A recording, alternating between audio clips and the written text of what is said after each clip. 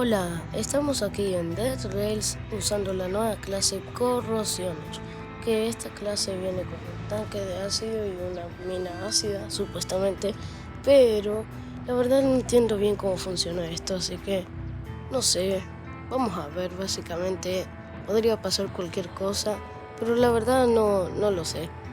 Pero este video va a ser más que nada para bueno, ver cómo es la clase y no como para jugar el juego en sí, así que vamos a ver qué pasa. Ok, ya veo. Ok, aquí tenemos el barril ácido y también tenemos la mina ácida. Así que vamos a ver cómo funciona todo esto de una vez.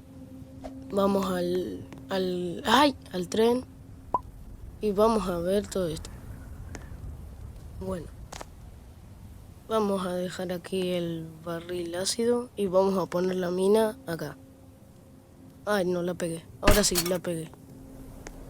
Así que bueno, vamos a ver si esto se prende con la fogata. Y a ver si no. Ah, mira. Ah, sí se prende con la fogata, dije. Con el... digo... Ok, parece que no va a explotar.